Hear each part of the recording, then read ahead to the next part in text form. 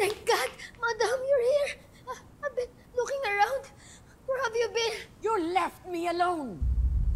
No, that's not true. What are you talking about? I was there, and you were just waiting, right, Madam? I told you to take care of my mother. Yes, sir. I did. It's just that I was just sending money to my family. And then she told me she's gonna wait there. Oh, instead of cleaning the house, you were in the remittance? No. Yes, sir, because she told me she wanted to go shopping. And then she brought me to this remittance center. And I think... Enough, Josie! You are fired! Go back to your country! I don't ever want to see your face again! No, Mom. Please, I'm begging you. لا أحد بكعبي. جوزي هي شغلة سادسة. إلا مكان آخر يا أمي. سمين! كيف تزرع؟ Let's go يا علي. أنا صعبك بجدد. Do whatever you want.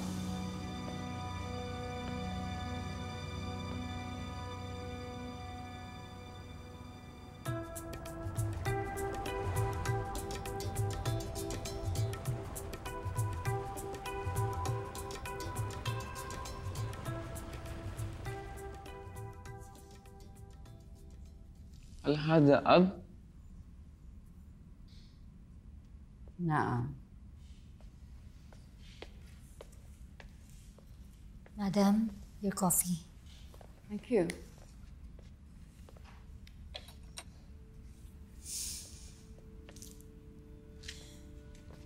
Father? He's very cute when he was a little boy.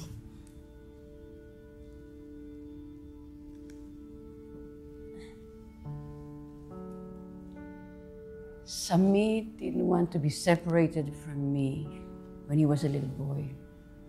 He was a mama's boy. But when my husband and I separated, he became distant. I know he was hurt. But then, he got married, he moved out.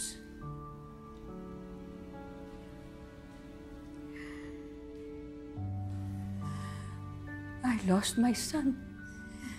I became alone.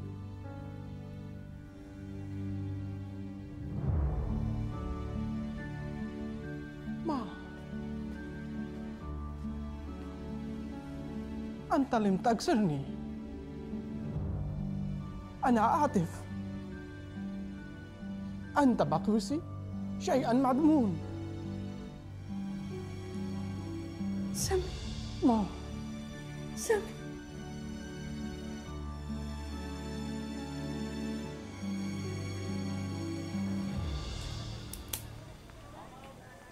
Are, si Josie nasa FB. Patingin mo. Ako muna. Wala yan. Laga lang yan. Pare, ang gwapo ng kayakap niya. Alaga lang yan. Ayan, pare. Yan yung lalaki ni Josie. Pare, pinagpapalit ka na ng asawa mo sa ibang lalaki. Ano sabi mo? Ha? Mahal ako ng asawa ko! Toy! Ha? Tama na, Toy! Tama na, Toy! Ah! Tama na yan!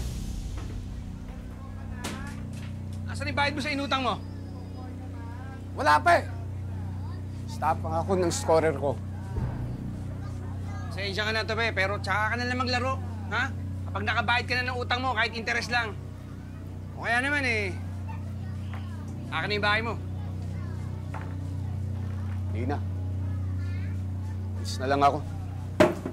Salamat. Tado na naman.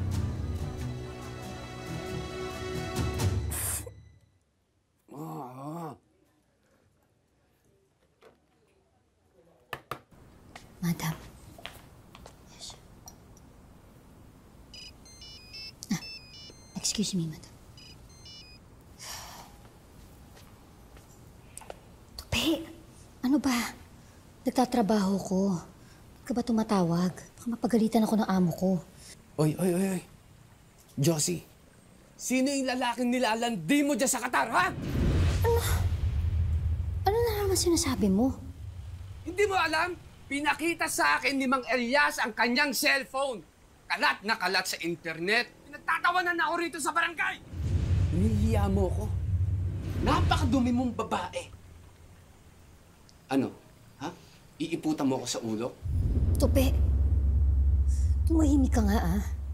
Ano ba pinagsasabi mo? Ha? Bangag ka na naman? Tamang hinala ka? Bangag? Ha? Bangag! Tara mo ako! Kevin? Pasin ko ulo mo, maniwala ka! Ha? Tignan mo yung mukha ng anak mo, Josie, ha? Tupe, ano ginagawa mo? Bitiwan mo yung mga anak mo! Bitiwan mo sila! Uuwi ka ba o hindi? Tupe! Nasasaktan yung mga bata! Bitiwan mo sila! Huwag kang papalag. Hampasin ko talaga ulo mo. Tapos na ang paglalalaki mo dyan sa Qatar. Muli ka na! Tupe! Joseph, pakinggan mo ha. Uuwi ka ba? O pasasabugin ko ang ulo ng anak mo. Sandali! Sandali!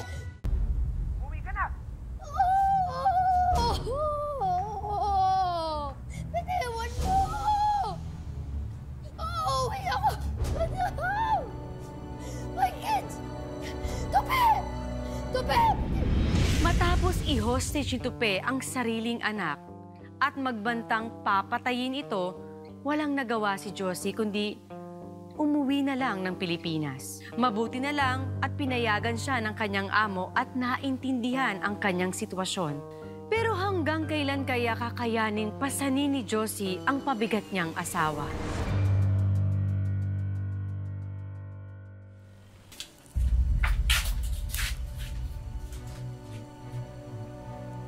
Tayain niyo ako! Tupe, sandali! Ano yan? Ha? Ano nangyari? Natalo ako sa Tong Eats! Dinaya ako eh! Anong natalo? Akala ko ba nag-a-apply ka ng trabaho? Di ba kaya nga, halos kalahati nung kinita ko sa palengke, binigay ko sa'yo. Kasi sabi mo, maghahanap ka ng trabaho pagkatapos pinatalo mo lang sa sugal? Ano ang pakialam mo? Ha? Gutom ako! Nasaan yung ulam? Nasaan? Kailan mo nadayang? Eto ulam, ayan. Hugasan mo yung mga sayote na yan. Galing sa putik sa raid sa palengke. Yan lang kay... Yung ba natutunan mo sa Qatar? Ha? Lumaban sa asawa? Eh, tuluyan kita! Utang! Gay!